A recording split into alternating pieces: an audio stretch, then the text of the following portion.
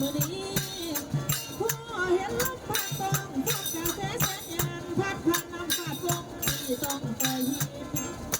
เปลี่ยนประเทศทอกิ้งแปวปิ้งโคขันวนวันเวียนวนวัดทะเบียบผู้มันแก่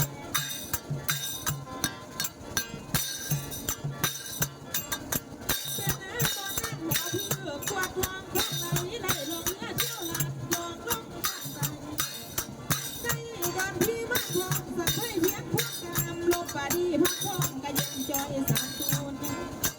พ่อลาพี่พระคุณตอนดุนน้องเที่ยวเที่ยวละทางทางเปื่อยเกยลงลงสักตอนโต๊ะพี่เพื่อถามตามไปหัวเด็กสังเกตทางบอลตายอีกขวาหางกระบิน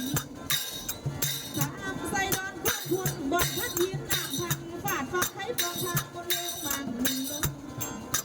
คนหน้าจึงได้ก้าวอ้างเหยียดซื้อสมขมิตรไม่ใหญ่ต้นตั้งโต๊ะขอดบ่หวนเห็นทาง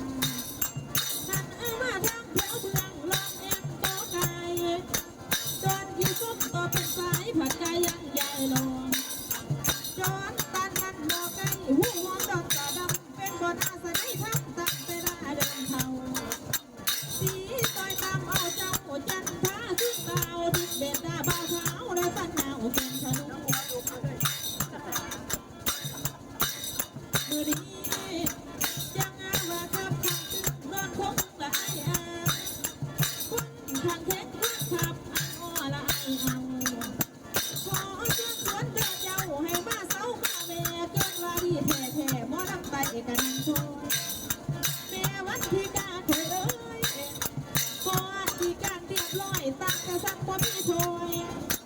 อย่าหักคิดหอยปลาปูเครื่องทะเลที่น่าชูมักปลาทูหรือหมูแข็งปลาพอดหรือปลาบายข้านคิดเติมหาไว้ถาเสื้อถักให้เรียยามตื่นมากินลาบก้อยหอยแค่ของง่ายๆหมักหอยไงสุกี้วิสาจีคอยเกมแม่นแถมให้บ่ทันกินแล้วเรียมเห็นว่าแม่ค้าทอแม่ดีเห็นนี้จนว่าแผลเห็นแต่ว่ากระโตเห็นความหอมเอาสดยุยล่องทุนให้พ่อค้ามวนได้เด้น้องลาจนเห็นป่าทอมินเดี๋ยวนี้เศร้าดองคงแต่ละมือไผกับมวนสวดกระดูกให้เห็นบักเขาพวกสุกให้ห่างหายเฮยหอนไผบอกท่านมีเมียสอนก็เสื้อเด้อให้มาแน่ผู้มีเมียก็ไม่ได้ไผนอนว่างก็เวทีเมืองคงทุกเมื่อนี่ก็สุดที่จะละลายบ่มุนได้สักทีก็ต้องมีมันเมียเสื้อกับเสื้อบ่ได้หิมความเทียบธรรมศาสตร์มีบทบาทเจ้าหน้าจะเรื่องเก่ากว่าแต่ลังจะเรื่องเก่ากว่าแต่ลังเมียนว่าเวียดยังภาษาสุดเวียดใดบ่ว่าน้อยว่าไงก็เฮ็ดได้ตามแผนหักษาท่านอยู่แผนแสนเสื้อบ่เสื่อมพันยอดทางเงินย้อนพระพี่พวกเสื้อภาษาสุดกระดูมันสามาธิผูกมันนักไว้บ่ไกล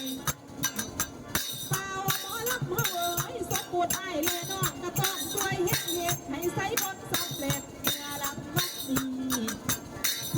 สิดีหรือให้ต้องเฮ็ดเตรียมเฮ็ดไล่ก็ไปที่ได้ทุกเดือนบาดมือเงินตื่นเศร้าเขาสิยองสิเสียง